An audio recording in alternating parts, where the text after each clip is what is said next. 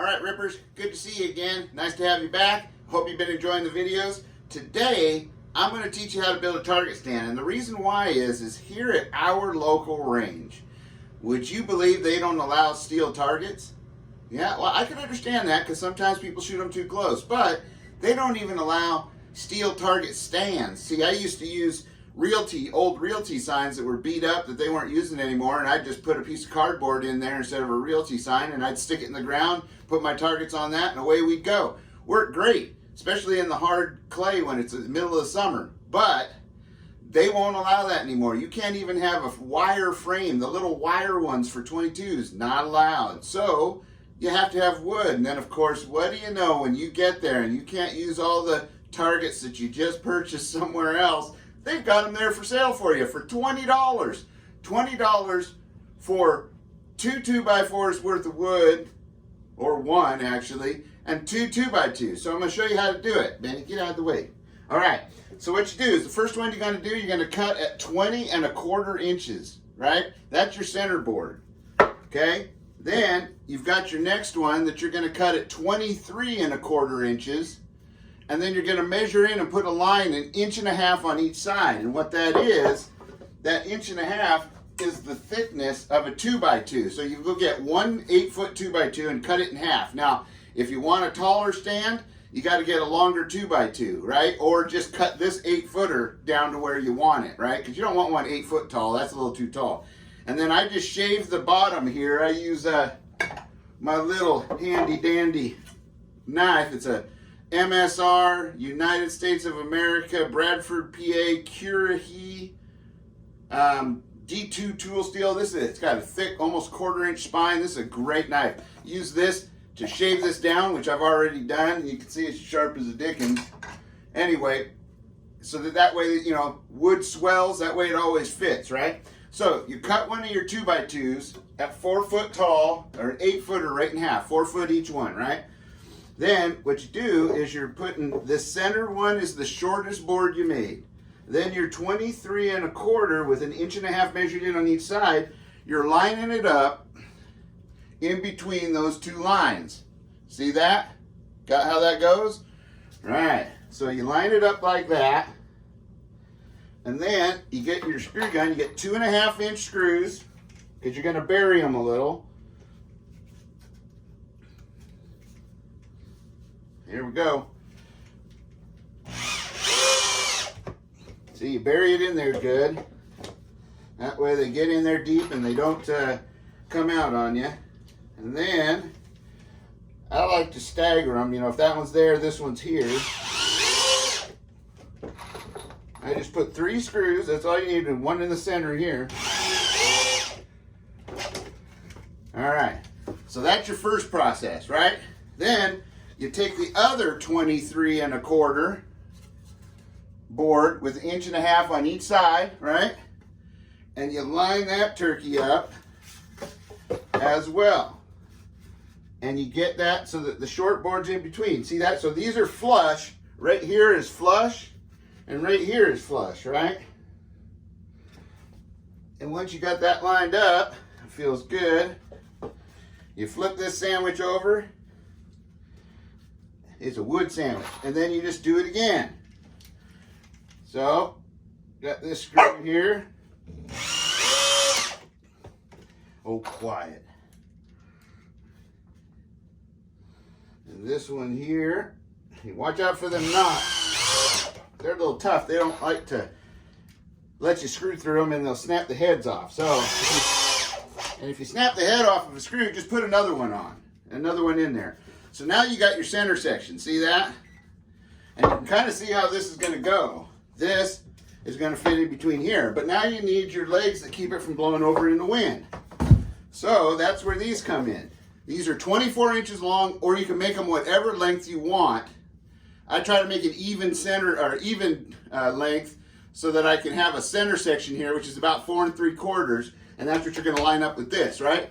But so this, I got 24 inches, and then 9 5/8 in from each side, and that gets me centered, okay? So now you can make these longer. If you live in a windy area, make these a little longer, especially in the back. You can make it off center if you want, but I just make it even so no matter which way the wind comes, but make them longer so it won't blow up, because you're going to basically be a big sail, and it tends to kind of tip these over sometimes. So if you're in a windy area, like I said, make them longer. So you're going to take and put that in between those lines, just like that. All right, now you can take your pencil and help you out a little and put some marks like this on the side, but essentially that's what you're doing right there. Now I'm going to stand up here, and you're going to screw down 2 screws in each 2x4. Okay? And don't worry about being exactly perfect, because the ground ain't going to be exactly perfect.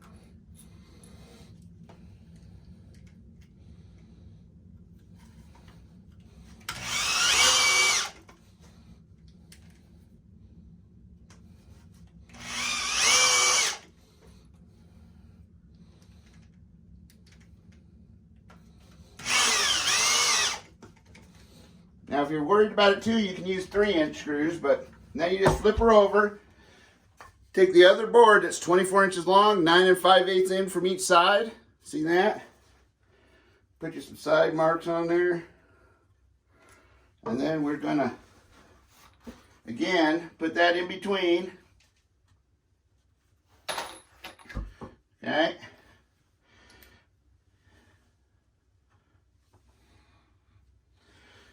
And just screws down through there.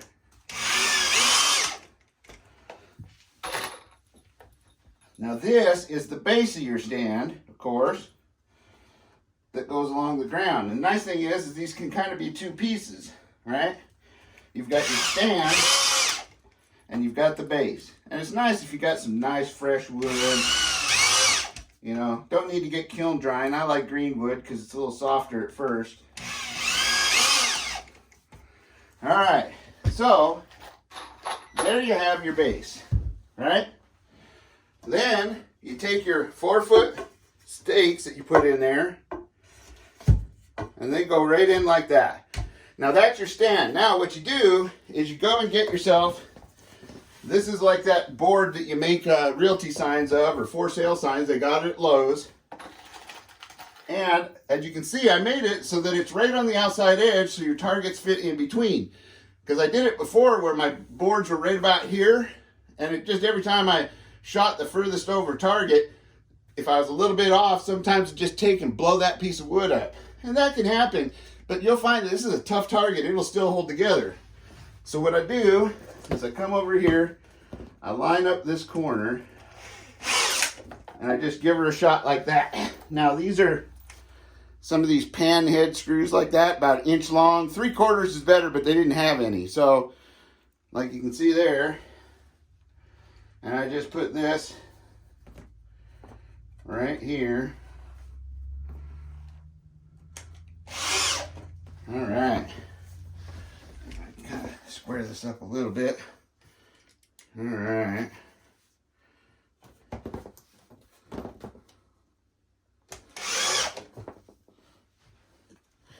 And I screw this board on. And then to give this, now what this does is this kind of board, because it's corrugated and it's plastic, one, it's kind of all weather, and so it doesn't get soggy and soft like your targets will, and it gives some rigidity when it's not in the stand. And that's important for transporting and, you know, keeping your targets in good shape, right? So I just got 2 more screws here. All right. And, you know, you'll say, well, that's going to get shot up pretty good. Well, yeah, but when you put the same targets on there, they're going to have bullseye areas here, here, maybe here, here, and here, here. And most of yours are going to be in one little area. So once you get a hole going here, it's just going to go right through that area. So this still will give it rigidity to where this stays. It doesn't get all floppy. Check it out. Take that out. See how that is?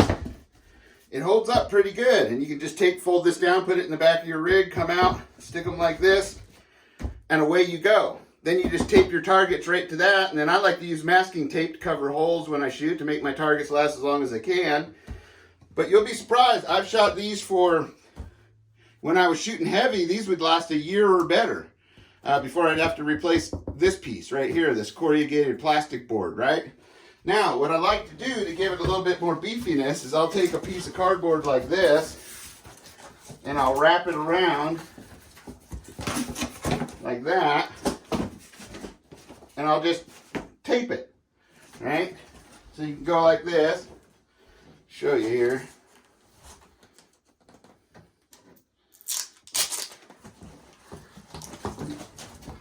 Okay, so you can just go and put a piece of cardboard over it. Now what this does, it just gives it a little bit more durability.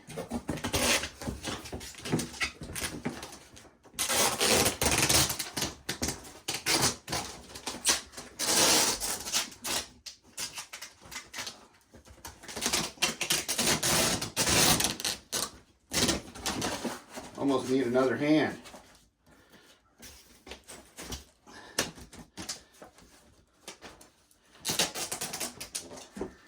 Just like that. So you can finish taping that off, and then it makes the targets last a little longer. And so you say this piece of cardboard gets shot up, you just take this one off. The corrugated board is still giving it plenty of support, and you can just put a new piece of cardboard on, or just put a fresh piece over the old piece, right? And this way you can just tape your targets to it, shoot away. Your range, if it doesn't allow steel, will be happy as all get out. And this whole thing cost, let's see, for a 2x4 it was about $5, and for the 2x2s, well, that one 2x2 is probably $1.50. And the corrugated board is whatever it is in your area, $5, $6.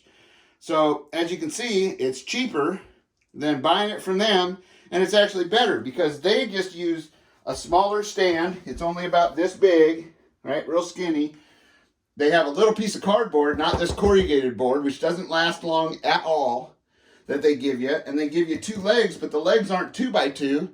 They're 1x2. So the first time you hit that with a round, boom, it's just going to explode and there's going to be nothing left.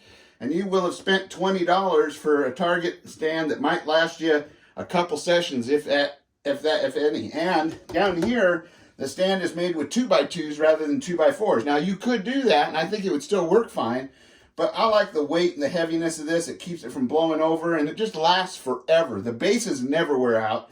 These sticks every once in a while. On some of my other targets, I'm going to be rebuilding them because they're the ones that had the wood inside. So I've upgraded since then and got my measurements to where they fit this corrugated board.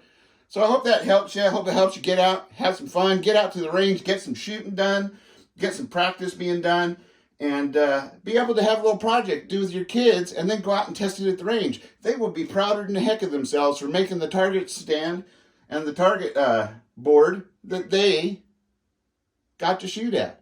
It's a fun project. I'm telling you, getting out with your family, getting to the range, getting some shooting practice in is always a good, positive thing to be doing with your family and friends. So, till next time, stay safe, stay secure, always be aware of your surroundings, and if you can carry, do. If you're not shooting, you should. And adios.